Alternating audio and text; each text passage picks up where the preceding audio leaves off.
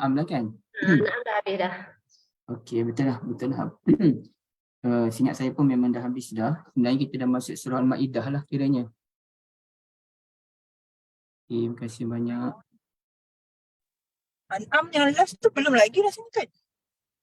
Saya rasa yang last tu belum selesai. Yang Okey, tak apa. Kita ambil yang last je. Saya ingat sebab alam je itu. Okey, boleh. Saya keliru yang last tu lah. Seingat saya yang belum surat juga. Ustaz, yang muka surat 169 tu kan? Ustaz ada cakap dah hari tu 5 kali disebut dalam Quran. Betul Ustaz cerita pasal amalan pertama Nabi Adam bersin, ucap alhamdulillah, kemudian beri salam pada malaikat tu. Kau tulis kat buku. Yang tu lama sebab Kak. Ustaz dulu. Itu lama. Ni Yang tu lama. tinggal satu je yang topiknya. Yang Tuhan Betul. Ibu bapa dengan Tuhan. Okey, betul. Saya jelas. Yang arwah tu memang dah lama Kak, yang first kan ni. Yang muka surat 165 tu, kerasulan tidak akan diberikan tu, Kak Riza ada catat 2.8 tu, tapi Ustaz tak huraikan lagi kot. Betul Ustaz? Ataupun tu nilai persamaan antara bapa dengan Tuhan? Saya rasa macam dah hurai. Yang 45 tu dah hurai. Yang 46 tu belum. Nilai persamaan antara ibu bapa dengan Tuhan. Okey, macam nanti kita boleh teruskan. Sekejap, minum air sikit.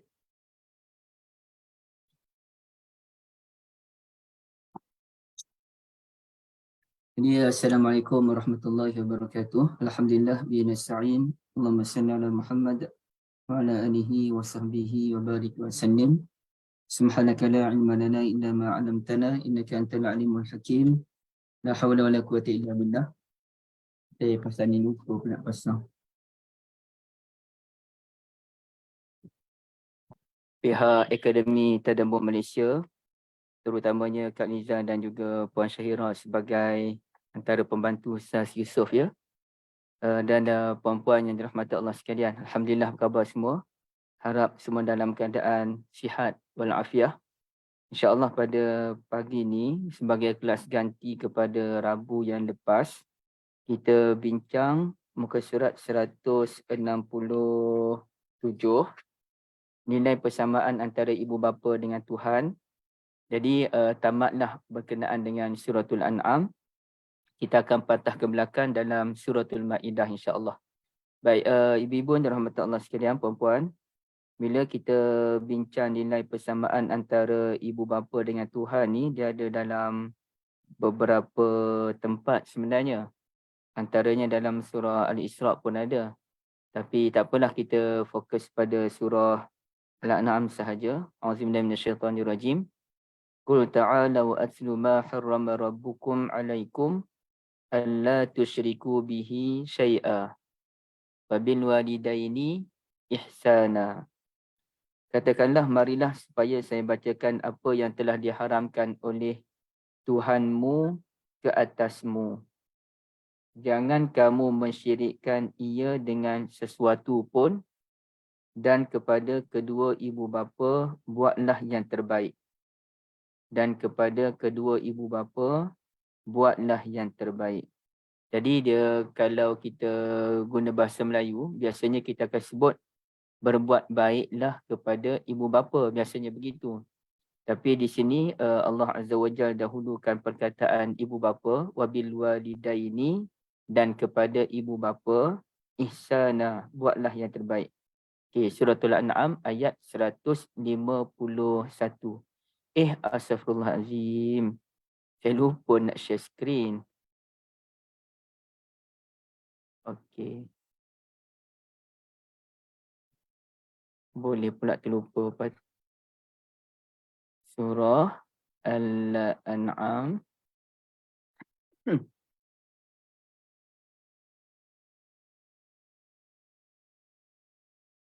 Okey ni 151.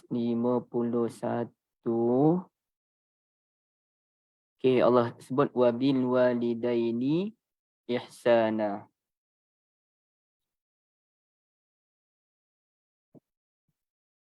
Dan kepada kedua ibu bapa buatlah yang terbaik. Sama jugalah dalam surah Al-Isra' tu. Wabil walidaini ihsana. Jadi di sini biasanya dalam bahasa Melayu kita sebut hendaklah kita berbuat baik kepada ibu bapa. Ibu bapa tu hujung sekali. Kita kena menyantuni ibu bapa. Okay. Kita wajib menghormati ibu bapa. Jadi ibu bapa tu hujung sekali. Tapi dalam ayat ini dan ayat-ayat yang lain pun Allah Azza wa Jal sebut ibu bapa dulu. Wabil walidaini ihsana. Dia panggil dalam bahasa kajian bahasa Arabnya ataupun bahasa Quran, dia panggil sebagai at-taqdim wa ta'khir. Mengawalkan dan mengkemudiankan. Okay, saya tulis ya. Saya tulis at-taqdim wa at-ta'khir. Taqdim tu mengawalkan dan mengkemudiankan. Betul ke dalam bahasa Melayu mengkemudiankan? Tak apalah, tak pentinglah betul tak betul. Okey, maknanya biasanya kita buat baik kepada ibu bapa. Tapi sekarang ni kita takdim, kita awalkan perkataan ibu bapa dan kita takhir meletakkan kemudiannya perkataan ihsana. Jadi kalau kita ikut kaedah yang biasa digunakan oleh pengkaji-pengkaji Al-Quran, sesuatu yang menyalahi adat kebiasaan, mengapa tiba-tiba perkataan al-walidain disebut dahulu, ini menunjukkan peri pentingnya ibu bapa itu sendiri. Jadi ibu bapa tu dia mesti Allah Ta'ala sebut depan tu nak tunjuk pentingnya ibu bapa, kemudian barulah diceritakan apa yang perlu dibuat. Dan ibu bapa, ibu bapa buat baiklah kepada mereka. Jadi itu kaedah yang digunakan untuk menyatakan pentingnya sesuatu perkara tersebut. Dan satu benda yang selalu saya ulang dulu-dulu, mungkin sebahagian kita pernah dengar, Allah Azza wa Jalla sebut wabi, ya, wabil walidaini, dan dengan. Bibi itu biasanya dalam bahasa Melayu kita terjemahkan sebagai dengan. Biasanya begitu. Tapi kenapa Allah Azza wa Jalla tidak menggunakan perkataan wa ila? Wa ilal walidaini ihsana, ila tu kepada. Wa ila dan kepada ibu bapa buatlah yang terbaik. Okey, juga nampak gaya kan? Wa ila. Tapi Allah Azza wa Jalla tidak menggunakan perkataan wa ila. Okey, ila ni macam ni ya. Saya tulis juga. Okey, sebab saya nak kena tulis juga supaya kalau ada sebahagian ibu bapa tak dapat nampak macam mana wa ila tu. Okey, korang nampak dah di sini kan? Boleh tengok di ruangan chat je, tapi kalau yang pakai handset tak boleh tengok kan. Wa ila, mana wa ila? Okey. Okey, ibu bapa, ibu-ibu boleh tengok di ruangan chat. Wa ilal walidaini ihsana. Jadi kenapa Allah Azza wa Jalla tak sebut wa ila, kenapa sebut bi? Okey. Kalau wa ila ni dia menunjukkan adanya jarak. Ya, ada jarak. Oh, Kak Fon boleh tengok ya. Jarak ni macam contoh, saya pergi ila mana? Ila Pulau Pinang contohnya Pak Kak Liza. Ataupun wa ila Kak Liza pergi ila Saujana Utama ke rumah Puan Syahira. Ila contohnya. Jadi ila tu menunjukkan ada jarak. Hatta kalau lepas ni pun dalam pukul 12 lebih, saya akan sa'azhabu ila madrasati ibni. Saya akan pergi ke sekolah anak saya untuk ambil anak saya dan kawan-kawan dia. Ke mana? Ilal masjid. Jadi rumah saya ke madrasah, ke sekolah dia tu ada jarak. Saya kena bawa kereta. Dan kemudiannya dari masjid pergi dari sekolah ke masjid pun dia ada jarak. Maka bila ada jarak, ada tempoh, ada senggangnya, ia dipanggil sebagai ila. Tapi kalau bi dalam bahasa Arab ini boleh membawa pelbagai maksud, ya, pelbagai maksud. Tapi standardnya maksud yang difahami daripada perkataan bi, huruf ba tu dipanggil sebagai al-ilsaq. Okey, saya tulis ya. Al-ba lil betul ke je macam tu. Pening dah. Lil, okey itu betul. Lil ilsaq. Okey, ibu boleh tengok ya. Al-ba lil ilsaq. Ba untuk ilsaq. Ilsaq tu apa? Ilsaq tu untuk menunjukkan sesuatu yang melekat. Sesuatu yang melekat dengan kita dipanggil sebagai, ada guna perkataan bak. Melekat tu artinya benda yang duduk dekat dengan kita. Seumpama sekarang ni, baju ni melekat dengan saya. Saya pergi ke masjid, baju tu melekat dengan saya. Saya berada di sini, baju ni melekat dengan saya. Ke mana-mana saya pergi, baju itu melekat dengan saya. Menunjukkan rapat. Jadi apabila Allah Azza wa Jalla sebut wabi, bukannya wa ila, menunjukkan ibu bapa tu mempunyai hubungan yang sangat erat dan rapat dengan kita. Tidak boleh dipisahkan walaupun sedetik dalam kehidupan kita. Ya. Dan kalau Allah Azza wa Jalla sebut ila, maknanya macam ada jarak. Sedangkan kita menerima jarak tu, jarak daripada sudut rumah, ya, rumah saya dengan rumah mak ayah saya pun jauh. Tapi daripada sudut perasaan hati, dia tak jauh. Ia tetap berada dalam hati kita buat selama-lamanya dan tidak akan terlepas walau sedetik cuma. Jadi itu kedudukan ibu bapa. B. Rapat, kalau orang tanya kita, bagaimanakah rapatnya hubungan kita dengan ibu bapa? Jawapannya ada pada apa? Huruf ba. Pada huruf ba menunjukkan melekatnya kita dengan ibu bapa. Baik.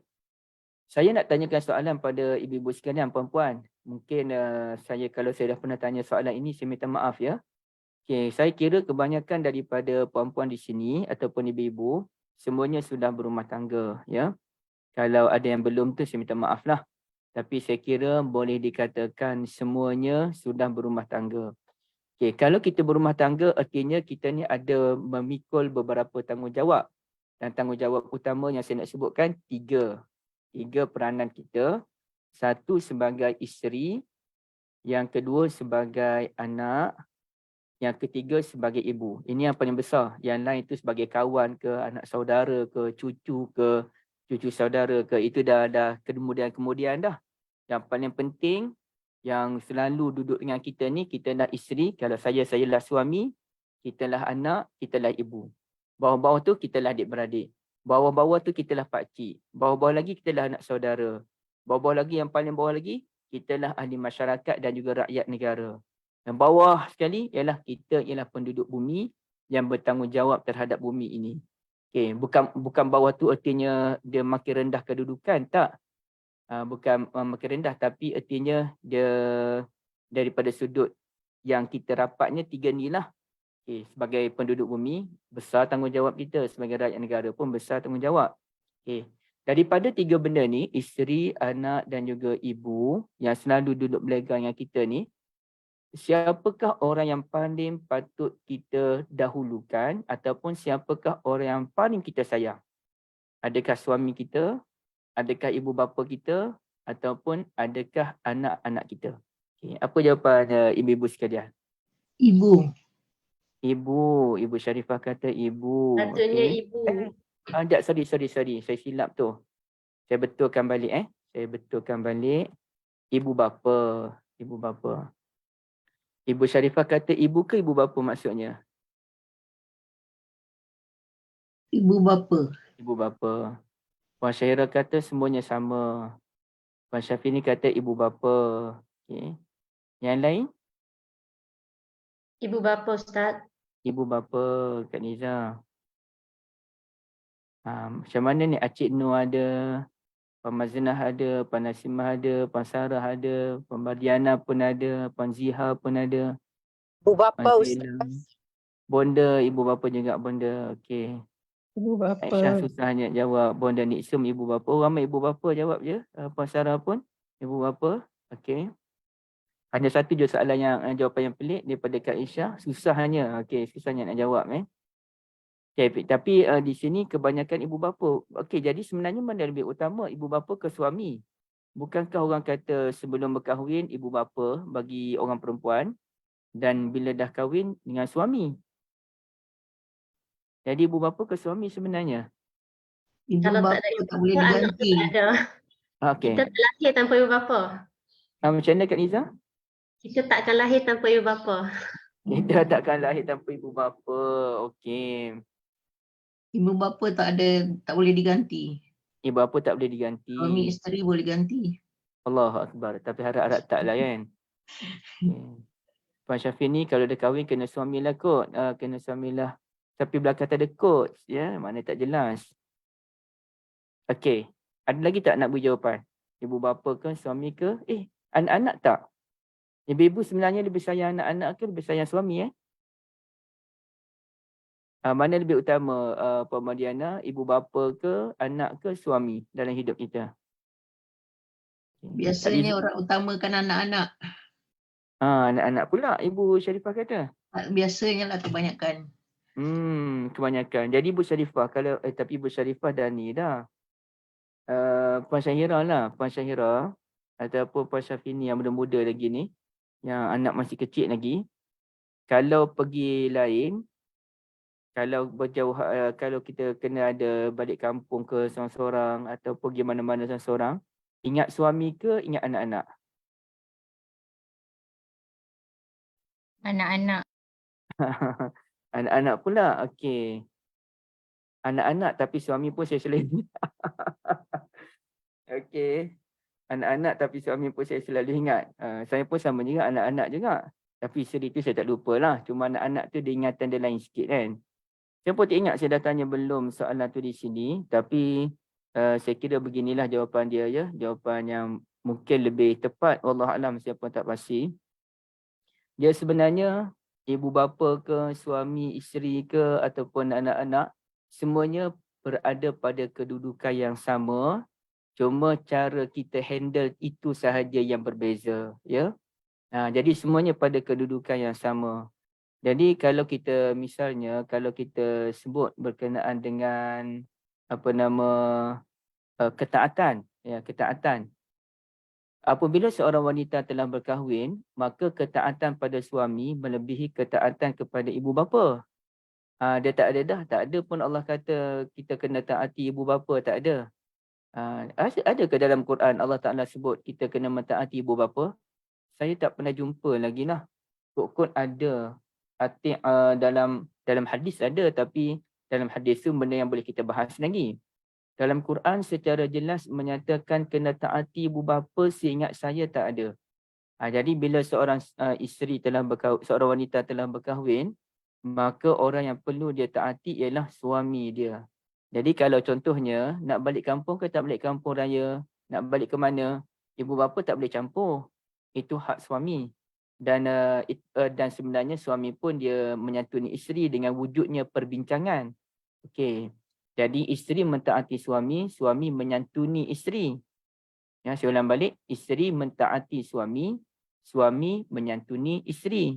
Okey. Jadi taat pada suami itu kan disebut dalam beberapa hadis Nabi SAW sampaikan kalau suami kata tak boleh puasa sunat pun maka isteri tak boleh puasa sunat. Jadi itu dia punya kedudukan. Sampaikan Nabi sebut kalaulah seseorang itu boleh sujud kepada orang lain, saya akan minta isteri sujud pada suami. Artinya betul-betul mentaati suami.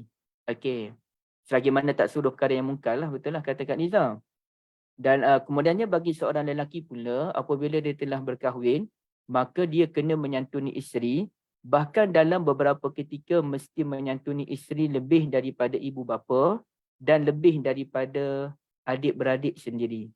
Hatta kalau adik-beradik ada menyakiti hati isteri, maka kita mesti mempertahankan isteri kita. Tapi cara mempertahankan isteri itu bagaimana? Supaya ia ibarat menarik rambut di tepung, yang mana rambut tidak putus dan tepung tidak berselerak. Jadi artinya nak kena santun pada isteri itu banyak benda. Contohnya, memanglah isteri mentaati suami, tapi adakah suami bila dia nak keluar daripada rumah, dia tak beritahu isteri? Suami tak perlu minta izin isteri pun nak keluar rumah. Tapi bagi tahu kerana santun. Abang nak keluar sekejap jumpa dengan kawan, ada mesyuarat. Okey, isteri maklum. Suaminya keluar kerana ada mesyuarat. Bahkan kalau perkara itu perkara yang penting, kita maklum daripada awal lagi. Saya dan suami isteri, kami memang kalau benda yang penting, kami maklumkan daripada awal lagi. Tarikh sekian-sekian, ada urusan. Contohnya isteri saya nak keluar, 10 hari tak ada. Dia beritahu awal-awal saya, dia minta izin, kita pun okey, fine, keluarlah.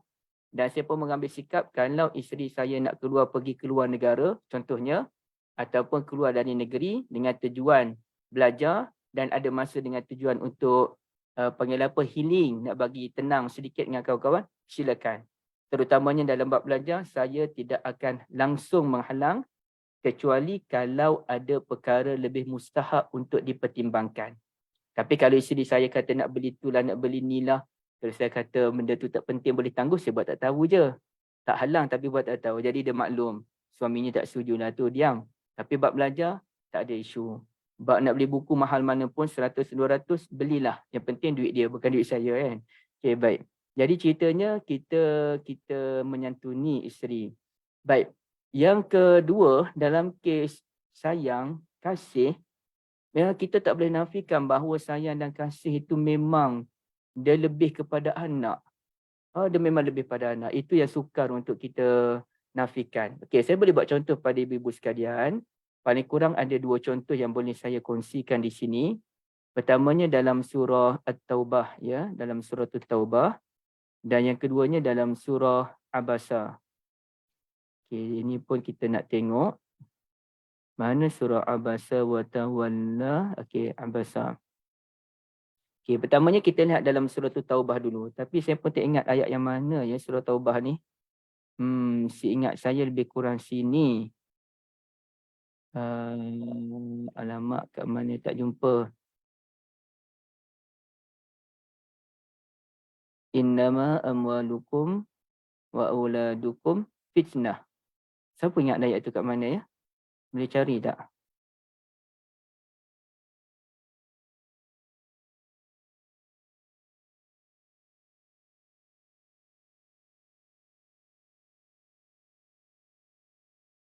Saya pun tak tahu cari macam mana.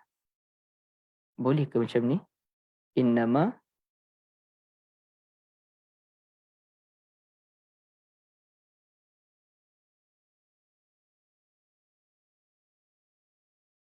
tak ada. Okey, tak ada. Jadi saya sekejap je ibu. Ayat 85 Ustaz. Memang surah Taubah lah. Surah Taubah dan dengan harta benda anak-anak kamu menarik hati kamu. Kenapa saya tak jumpa cari tadi? Pasti Kak, memang Kak Rizan hafal Quran ke tahu? 85 tak ada Kak? 85? Oh, 85 ni. Wala tu'jibka amwaluhum. Okey. Satu lagi kita tengok itu satu. Yang keduanya ialah innama amwalukum wa auladukum aduwwal lakum. Okey. Ini pun betul juga. Walaupun ada azwajikum ya ayyuhallazina amanu inna min azwajikum wa auladikum aduwwal lakum fahzaruhum. Itu satu. Sesungguhnya ada kalangan isteri-isterimu ataupun pasangan hidupmu dan juga anak-anakmu menjadi musuh kepadamu. Maka berhati-hatilah. Okey, satu. Innama amwalukum wa auladukum fitnah, ada tak? Fitnah. Suratul Anfal. Surah Anfal ayat 28. Okey, Suratul Anfal ayat 28 dan juga dalam Suratul Taghabun ayat 15. Okey, saya silap tadi ya. Okey, cuba ibu-ibu tengok. Wa'lamu annama amwalukum wa auladukum fitnah. Ketahuilah bahawasanya harta-hartamu dan anak-anakmu merupakan fitnah. Okey, satu, fitnah ya. Itu dalam surah Al-Anfal ayat surah Al-Anfal ayat 28. Kemudiannya dalam surah At-Taghabun pun sama. Innama amwalukum wa auladukum fitnah. Hanya sahaja harta-hartamu dan anak-anakmu merupakan fitnah. Okey, dua. Jadi ini menunjukkan macam mana tu harta dan juga anak menjadi fitnah. Iaitu kerana ibu bapa ni kadang-kadang dia sanggup buat apa sahaja walaupun melanggar peraturan daripada Allah semata-mata untuk kepentingan anak dia. Sampaikan ada ibu bapa ni dia hilang rasional akalnya kerana anak dia. Dan kerana sayang pada anak ni segala-gala benda dia boleh buat. Termasuk kalau kita tengok dalam sejarah kerajaan-kerajaan dulu, dia nak juga anak dia jadi raja, maka dia sanggup buat apa sahaja asalkan anak dia jadi raja. Okey, sama juga dengan ini. Wala tu'jibka amwaluhum wa auladuhum. Jangan kamu takjub terpesona dengan harta-hartamu dan juga anak-anakmu. Ini bahaya, ya, anak-anak. Dan satu lagi saya nak tunjuk bukti pada ibu-ibu sekalian. Kalau kita buka dalam, alamak, dah tertutup pula dah. Ya, tengok dalam surah Al-Abasa, Allah Azza wa Jalla sebut apa dia, ya. Dalam surah Abasa ni, yauma yafirrul mar'u min akhi, hari kiamat itu ialah hari yang mana seseorang melarikan diri daripada saudaranya, wa ummihi wa abih, ibunya dan juga ayahnya, dia larikan diri daripada ibu dan ayahnya, wa sahibatihi, isterinya, wa banih, dan juga anaknya. Jadi kenapa isteri dinamakan sebagai sahibah? Kerana sahibah ni artinya sahabat ataupun orang yang selalu berdampingan. Walaupun isteri itu selalu berdampingan dengan kita pun, kita akan tinggalkan dia pada hari tersebut. Jadi sengaja Allah Azza wa Jal menamakan isteri sebagai sahabat di sini kerana nak tunjuk orang yang paling rapat dengan kita pun kita tinggalkan juga. Maka kata ulama dalam pelbagai tafsir, ayat ini menunjukkan dia punya peringkat. Peringkat yang paling bawah ialah adik-beradik. Okey, adik-beradik ni kita rapat macam mana pun masa kecil. Tapi bila kita dah besar, kita dah ada kehidupan sendiri. Adik-adik bukan nombor satu dah. Kadang-kadang je kita jumpa adik-beradik. Dan jarang kita jumpa dengan orang yang selalu rindu dengan adik-beradik dia. Ada masa kita teringat lah. Tapi tidaklah setiap masa kita duduk teringat dengan adik-beradik. Ya? Yang kita lebih teringatkan anak-anak saudara kita yang kecil dibandingkan adik-beradik kita kadang-kadang. Okey. Wa ummihi wa abih. Ibu dan juga bapa. Itu lebih tinggi lagi kedudukannya. Tapi lebih tinggi lagi ialah isteri dan juga anak. Ini bukan lebih tinggi daripada sudut apa? Lebih tinggi daripada sudut ingatan dalam hati. Kasih dan rindu dalam hati. Walaupun kita kasih dan rindu macam mana pun dengan mak ayah kita, masa kiamat tak ada dah orang tinggal dah mak ayah kita, mak ayah sendiri pun. Tapi Allah Ta'ala jelaskan di sini, yang paling tinggi kedudukan wabani, anak. Kita sanggup buat apa saja untuk anak, yang mana kalau anak demam pun kita berjaga malam. Kalau anak nak apa-apa kita sanggup berkorban. Kalau anak ni dia, yalah kita bimbang anak tu lebih daripada bimbang pada suami dan isteri. Dan ibu-ibu yang muda tadi pun mengakui, mungkin ibu-ibu yang dah tak ada anak kecil ni tak ingat sangat. Tapi ibu-ibu yang muda macam Puan Syafini, Puan Syahira dah sebut. Kalau berjauhan, mesti ingat pada anak lebih daripada suami. Okay. Mungkin saya ada pernah kongsi benda ni, saya minta maaf, anggap ia sebagai ulangan. Jadi, kalau dalam bab kasih, rindu, sanggup buat apa saja, ya anak. Okay. Tapi ibu-ibu sekalian, maknanya ada kedudukan. Isteri ada kedudukan. Anak pun ada kedudukan. Tapi ibu bapa ni dia ada kedudukan yang lain pula, ya. Satunya Allah Ta'ala tak suruh kita mentaati ibu bapa. Allah Ta'ala kata kita kena ihsan kepada ibu bapa. Wabil walidaini ihsana. Pada ibu bapa tu kita kena ihsan. Itu yang betul. Okey. Tapi ada satu lagi kedudukan ibu bapa yang agak tinggi, yang tidak boleh ditandingi oleh sesiapa pun, ibu-ibu sekalian. Dan benda ni ada disebutkan oleh Ibu Syarifah rasanya tadi. Okey, bahawasanya dalam kes ibu bapa yang melahirkan kita. Okey. Saya nak kembangkan apa maksud ibu bapa yang melahirkan kita tu dengan kita melihat suratul Ma'arij. Okey, puan-puan, ibu-ibu boleh tanda ni dalam suratul Ma'arij. InsyaAllah benda ni saya ada kupas dalam buku akan datang yang mungkin terbit pada tahun depan. Fakta-fakta rare dalam Al-Quran yang jarang didedahkan dalam Al-Quran, ya. Okey, baik. Yang bukan jarang didedahkan dalam Al-Quran, yang jarang didedahkan pada kita. Allah Azza wa Jalla sebut, yubassarunahum. Ini pada hari kiamat nanti, gunung ganang, langit menjadi tembaga cair, gunung ganang menjadi seperti bulu yang berterbangan. Sahabat karib tidak akan bertanya dah pasal sahabat yang lain, semua sibuk dengan diri masing-masing. Pada hari ini, kemudian cerita pada hari akhirat nanti, bila kita dah bangkit semula, padahal masing-masing diberikan melihat sebahagian yang lain. Okey, dah tengok azab tu, ini rasanya yang mula-mula cerita pasal kiamat, kehancuran alam. Rasanya ayat ini dia merujuk kepada kehancuran pada hari kiamat yang kita hari kebangkitan tu. Jom kita tengok sekejap, ya. Betul ke hari kebangkitan? Okey, tengok tafsirnya. Yubassarunahum yawaddul mujrimu law yaftadi min azab yawmi idzin bibani. Alamak, macam nak cari ni. Quran 7M. Okey.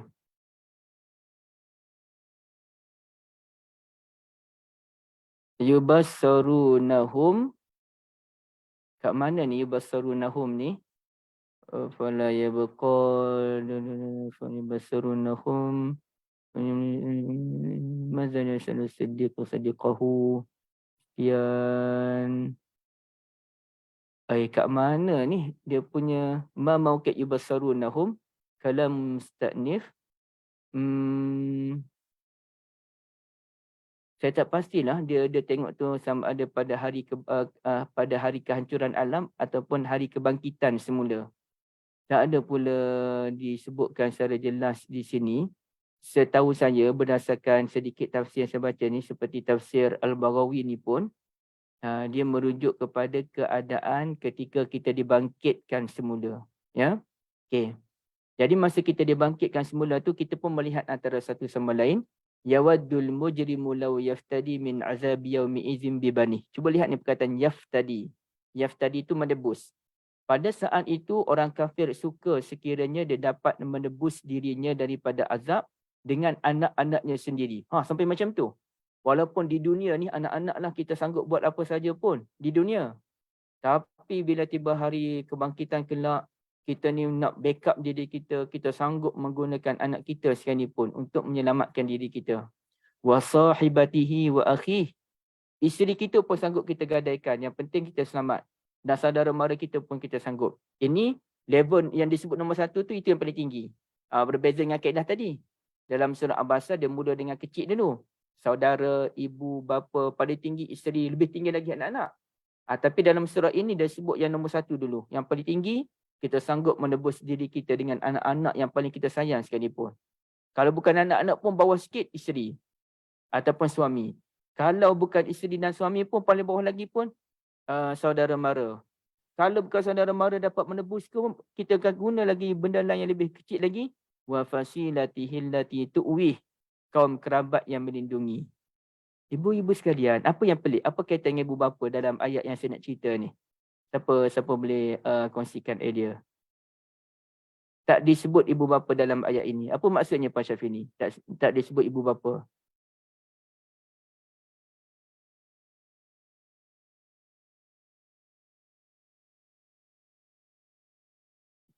Ya, betul Puan Syahira. Tinggi kedudukan ibu bapa ni, kita tak akan menebus diri kita. Kita tak akan cari jalan menyelamatkan diri kita dengan menggunakan ibu bapa. Menunjukkan kedudukan ibu bapa sangat-sangat tinggi daripada aspek ini. Kita memang sanggup buat apa saja untuk anak, betul? Kita memang sayang pada isteri dan suami kita, betul? Bahkan dalam banyak manusia yang ada di muka bumi ni, suami dan isteri lah yang kita kata tak ada batasnya.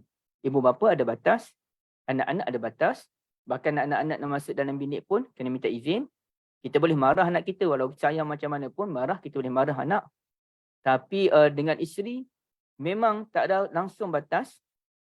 Tapi dalam kes tapi walaupun isteri langsung tidak ada batas, perceraian boleh berlaku. Walaupun kita dah kongsi segala-galanya suami isteri, masih berlaku perceraian. Na'udzubillah min zalik. Bahkan seseorang itu sanggup menggadaikan isterinya demi kepentingan dirinya sendiri. Na'udzubillah min zalik. Tapi dalam seseorang itu sanggup juga dia mengkhianati suaminya. Sampai kita lihat sekarang bergaduh sana sini. Masuk dalam media walaupun selama ni kasih mengasihi, cinta mencintai bagian erat. Tapi bila bergaduh, siap masuk media sebagainya. Tapi ada tak kita jumpa orang masuk media cerita tentang keburukan ibu bapa dia? Tak ada. Tak jumpa kecuali orang mental je kalau kita jumpa pun. Orang takkan sanggup menggandakan ibu bapa dalam bab ini untuk menyelamatkan dirinya. Jadi artinya semuanya ada kedudukan. Taat, ya suami. Santun, ya isteri. Rindu, kasih, ya anak-anak. Ihsan, ibu bapa. Ibu bapa tak sanggup digadaikan. Jadi semuanya ada kedudukan masing-masing. Maka tak boleh kita kata suami lebih daripada ibu bapa. Anak lebih daripada isteri, suami, tak boleh. Semuanya ada kait mengait. Bahkan kerana ada anaklah suami isteri sanggup melupakan pergaduhan antara mereka. Kita tengok kadang-kadang ada isteri dia tak puas hati dengan suami kerana suaminya panas baran, marah. Tapi dia ingat pada anak-anak dia. Tak apalah. Sabar demi anak-anak. Dan selagi mana suaminya tidak melakukan maksiat. Nah, kemudiannya apabila berlakunya perceraian suami isteri, na'udzubillah, bergaduh pula hak penjagaan anak. Sanggup bergaduh, padahal kalau kira biarlah siapa nak jaga anak pun, tak susahkan aku. Tapi tak, demi anak sanggup bergaduh. Masuk mahkamah, turun mahkamah, bayar lawyer, sanggup. Tapi dalam ibu bapa, dia ada kedudukan dia tersendiri. Maka di sini, kita kembali pada buku. Apakah nilai persamaan antara ibu bapa? Kerana kita melihat dalam beberapa ayat, ternyata Allah Ta'ala menggandingkan Allah dengan ibu bapa itu sendiri. Dalam ayat tadi, Allah gandingkan dalam surah Al-An'am ayat 151. Selepas Allah menyatakan kita tidak boleh mensyirikkan Allah Azza wa Jal, Allah kata kita kena buat baik terhadap ibu bapa. Okey, sekarang ni saya tunjukkan bukti yang lain pula kepada ibu-ibu yang saya kasih sekalian. Dalam surah Al-Baqarah misalnya, surah Al-Baqarah ni pada ayat yang ayat 83. Ingatlah ketika kami buat perjanjian dengan Bani Israel. Apa dia? La ta'buduna illallah, jangan kamu sembah selain daripada Allah. Wabil walidaini ihsana, dan kepada ibu bapa buatlah ihsan. Jadi Allah dan juga ibu bapa. Okey, satu contoh. Al-Baqarah ayat 83. Ibu-ibu boleh tanda ya, saya nak tutup terus. Kemudiannya kita lihat pula dalam suratul Isra yang terkenal tu. Wa qada rabbuka alla ta'budu illa iyyah wa bil walidaini ihsana. Dan Allah Ta'ala telah tentukan kita kena menyembah, tak boleh sembah melainkan Allah. Wa bil walidaini ihsana, dan kepada ibu bapa kita kena buat ihsan. Okey, lepas Allah, ibu bapa lagi. Gandingan dia. Lepas Allah je, ibu bapa. Dan kemudian kita lihat pula dalam suratul Ankabut, dalam ayat yang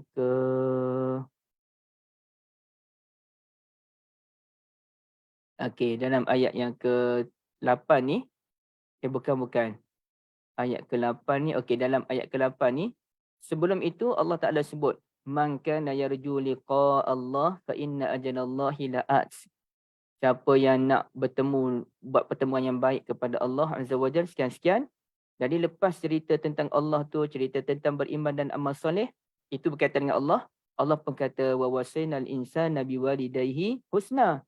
Kena buat baik terhadap ibu bapa. Ibu bapa Allah, kemudiannya ibu bapa. Dan kemudiannya kalau kita lihat pula dalam surah Luqman, misalnya, dalam surah Luqman, Allah Ta'ala sebut apa dia? Ya bunayya la tusyrik billah, wahai anak kesayanganku, jangan kamu syirikkan Allah. Lepas cerita tentang syirik, Allah Ta'ala pun kata, dan kami benar-benar memberikan wasiat kepada manusia, kepada ibu bapa, tentang ibu bapa. Jadi maknanya lepas Allah je, ibu bapa. Okey, dan kemudiannya kalau kita lihat dalam hadis Nabi SAW, bagaimana ibu bapa selalu dikaitkan dengan ketuhanan ini. Okey. Daerah ibu bapa selalu dikaitkan dengan daerah ketuhanan. Macam mana ni eja ya? Macam ni. Ala unabbiukum bi akbaril kabair. Nah, kita tengok hadisnya.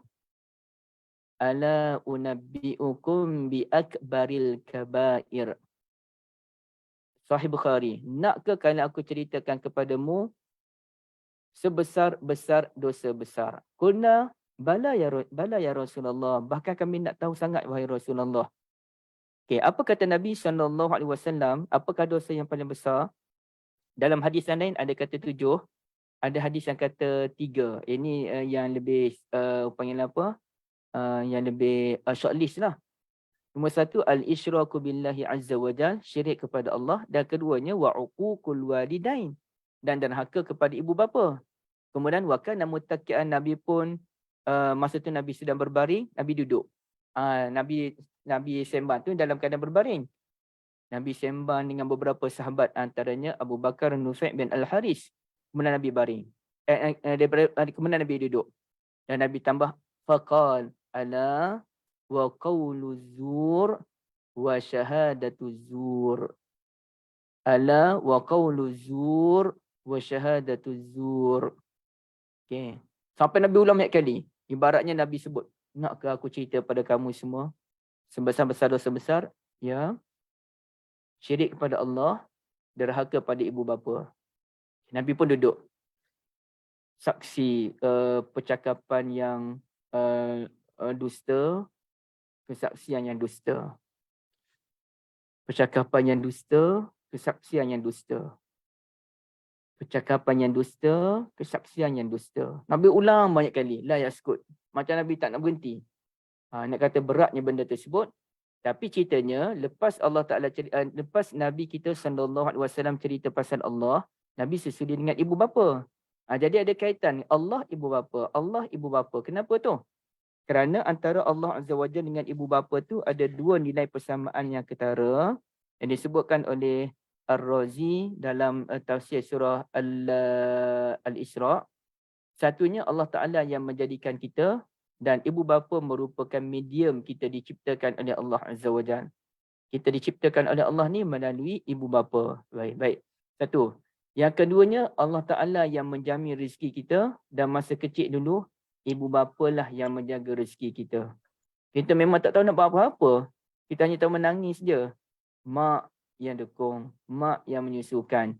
Hatta saya pun selalu cerita pada anak-anak peliknya hubungan anak-anak dengan mak ni. Dan saya selalu tekankan dengan Umi, jangan berkasar sedikit pun.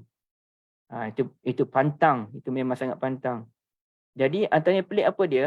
Mungkin yang muda-muda lagi, Puan Syafini, Puan Syahira, amat memahami benda ni. Ingat, iaitu kalau anak-anak ni dia tengah tidur kan, kita dukung dia tidur, kita letak je, dan dia menangis. Baru je letak menangis. Angkatlah balik. Kita ni dah letih dah ni. Tulang-tulang pun semua nak reput dah ni. Baik. Yang kedua yang peliknya, ketika nak tidur, dia pun menangis. Dan kita tahu pandangan mata anak ni, dia kabur. Dia tak kuat pandangan mata dia. Yang kuatnya ialah deria rasa dia. Deria hati dia yang kuat. Tapi deria mata dia tak kuat. Dia baru nak proses. Tapi bayangkan anak-anak, okey, soal deria mata satu hal. Tapi dia, dalam keadaan tutup mata, dia menangis. Ayahnya ambil. Saya ambil je. Mana-mana ayah ambil, menangis. Kita letak, bila mak dia ambil, dan dia okey. Jadi maknanya dia dapat rasa aura mak dia tu. Dengan ayahnya, dia tak pergi. Dia menangis. Dia nak mak dia juga. Jadi ini menunjukkan bahawasanya kedudukan ibu dan bapa ni memang sangat-sangat tinggi. Ya, sangat-sangat tinggi. Baik. Jadi, tapi apa pun yang saya sebut tadilah, suami dan isteri, anak-anak, ibu bapa masing-masing ada kedudukan tersendiri. Ibu bapa yang menjamin rezeki kita di saat kita kecil lagi. Ya. Dan itu disebutkan oleh Al-Biqai di dalam kitab Nazmud Durar, buku muka surat 168, saya baca. Allah Ta'ala yang memberikan rezeki kepada kita. Semasa kecil, ibu bapa yang memastikan rezeki kita terjamin dengan izin Allah Azza wa Jalla. Bonda Azhar tak boleh tidur juga, Bonda. Kena teman isteri juga. Saya dapat anak pertama tu, saya tak pandai lagi. Bila dapat anak kedua tu, isteri saya bangun menyusu, saya pun bangun sekali. Temankan dia. Walaupun kita tak buat apa pun, temanlah. Nak tunjuk kita ni pun tetap bersama dengan dia kan. Jatuh bangun bersama. Mengantuk tu Allah saja yang tahu. Tapi rupa-rupanya mengantuk ni hanyalah dianggap sebagai psikologi sahaja. Bila kita dah biasa, tak ada apa pun. Saya dalam sekarang ni pun, isteri saya tak ada. Saya bangun pukul 5 pagi, sediakan makanan apa. Okey je, tak ada masalah pun. Kakak dah tidur 3-4 jam je pun. Malam. Tapi boleh bangun. Tak mengantuk pun. Kemudiannya tengah hari tu kita tidur dah sekejap kan. Maknanya boleh buat. Dia psikologi sebenarnya. Okay. Yang Ibu Asma memang tak ingat dah. Memang tak ingat. Sebab tu saya sebut nama Puan Syahira dengan Puan Syafini je. Mungkin Puan Mariani pun sama je kot. Saya tak camuka ya. Baik. Sekarang ni kita pergi kepada Suratul Maidah. Mukadimah Suratul Maidah. Bagi yang ada buku ya. Siapa yang tak ada buku lagi bolehlah dapatkan buku ni. Message Deep dalam Al-Quranul Karim. Mungkin Puan Syahira boleh, mungkin Puan Syafini lah kot, boleh kongsikan link dalam chat. Okay. Suratul Maidah iaitu surah hidangan. Surah hidangan ini antara surah yang tidak begitu diambil berat sangat kot oleh sebahagian daripada kita. Saya pun tak ambil berat sangat. Sebab apa dia ya, luar biasanya dalam surah Maidah. Sebenarnya tak ambil berat sangat tu sebab kita tak lancar surah Maidah ni. Kita tak hafal, kita tak berapa nak ingat. Jadi sebab itulah kita tak berapa nak tahu cerita dia. Jadi menyebabkan kita pun tak berapa nak ambil tahu sangatlah.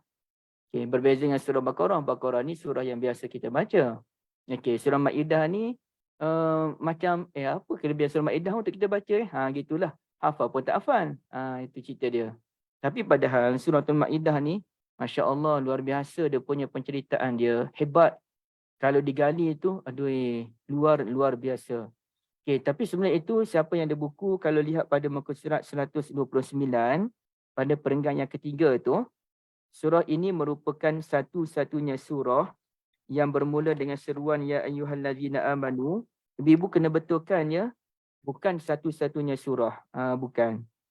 Sebenarnya ada dua surah yang bermula dengan ya ayyuhallazina amanu, iaitu surah Al-Maidah dan juga surah Al-Hujurat.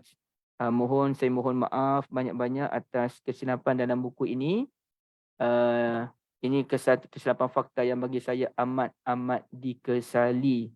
Bukan dua surah, tiga surah ya, Al-Hujurat dan juga At-Taghabun. Ini merupakan satu kesilapan yang besar. Saya minta maaf banyak. Saya pun tak perasan kenapa saya boleh termasuk fakta yang bukan-bukan ni. Ini katanya setiap orang tu ada kelemahan. Kelemahan yang Allah Ta'ala sediakan itu sebenarnya untuk menginsafkan kita bahawa kita ni bukanlah yang terbaik pun. Kita ada syarat dengan kelemahan. Jadi saya minta maaf. Ibu-ibu tanda-tanda yang ada buku bahawasanya kita ada 3 surah yang bermula dengan ya ayyuhallazina amanu. Surah At-Taghabun pula, bukan surah At-Taghabun. Surah Al-Ahqaf ke? Astagfirullah. Sekejap. Saya tengok sekejap. Kenapa saya tak nampak surah ni?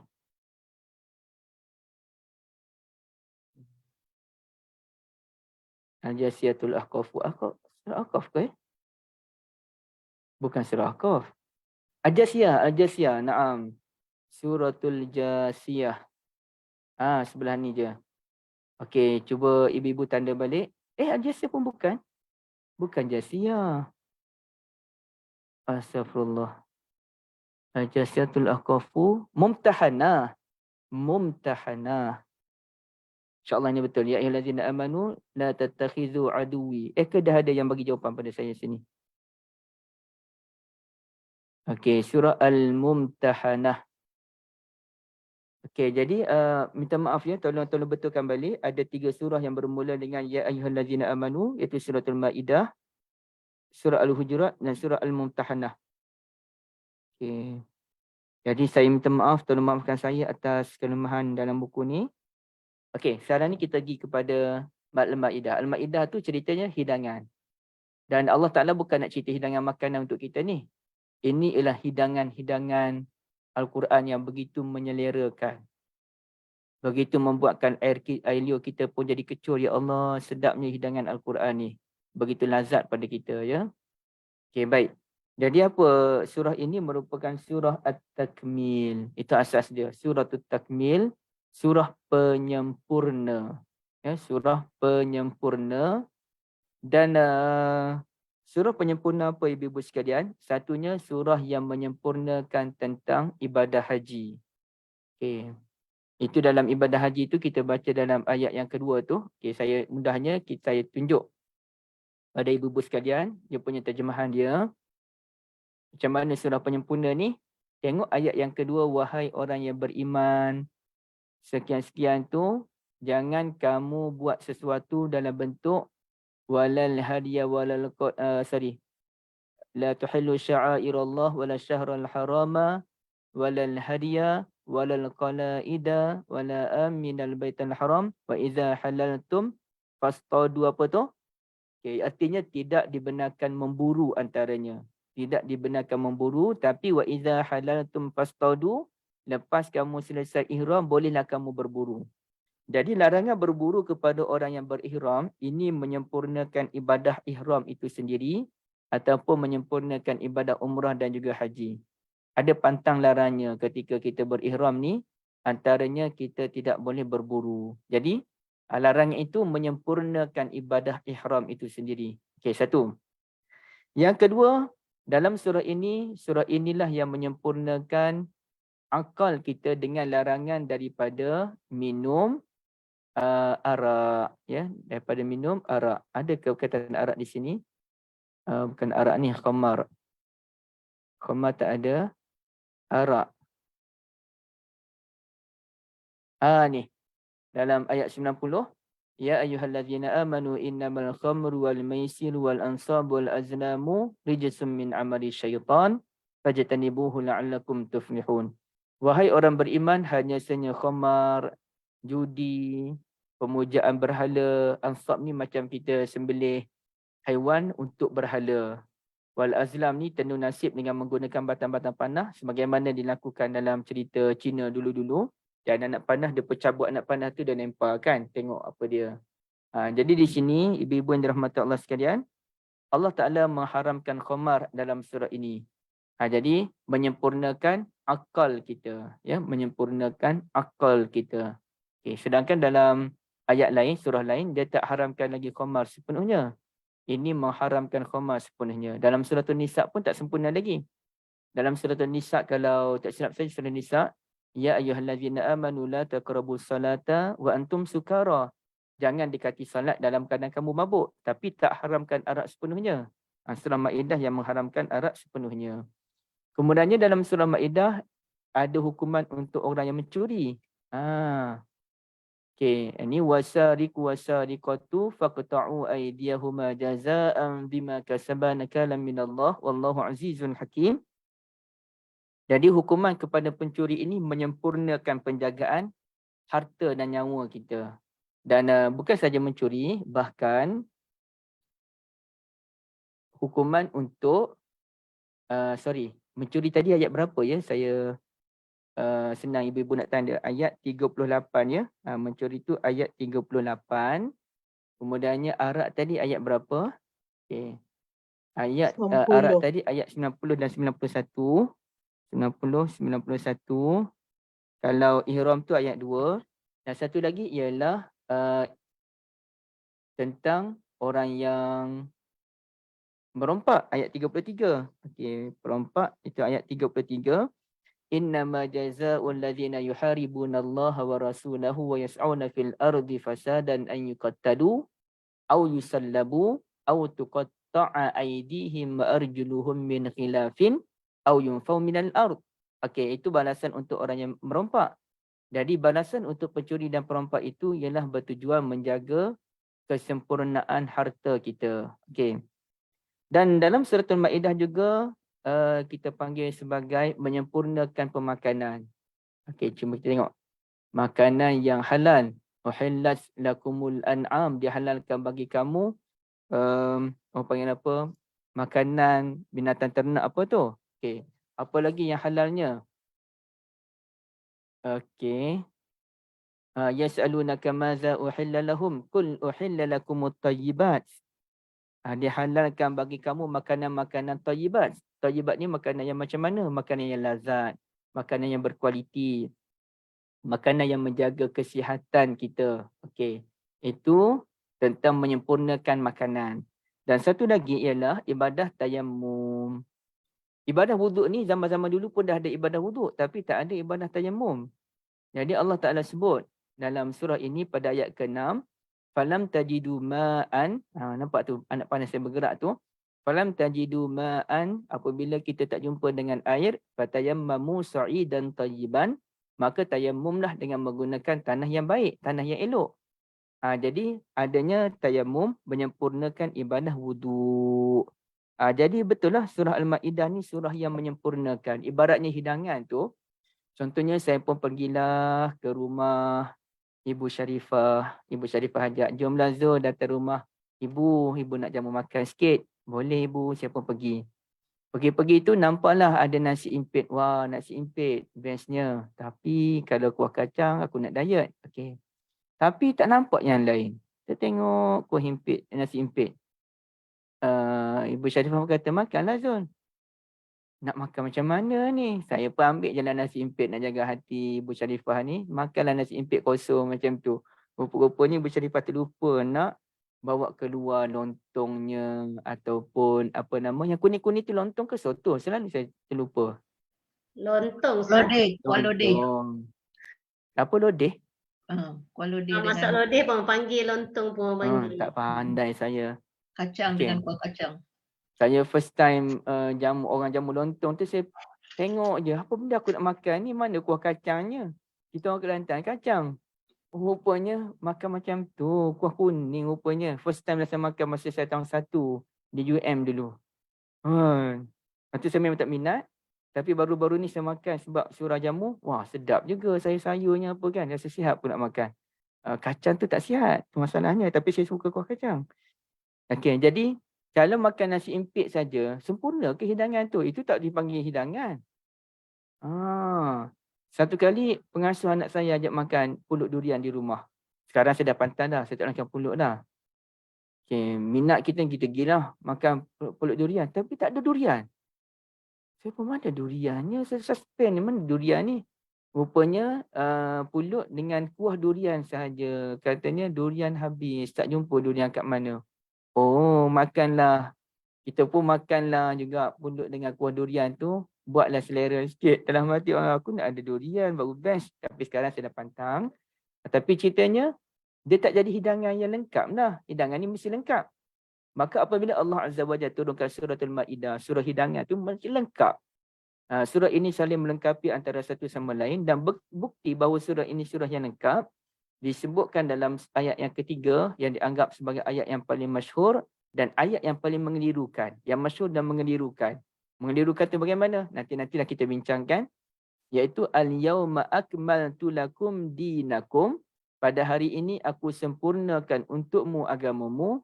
Wa atmamtu alaikum ni'mati. Aku sempurnakan ke atasmu nikmatku. Wa raditu lakumul Islam Madinah. Dan aku redha untukmu Islam sebagai agama.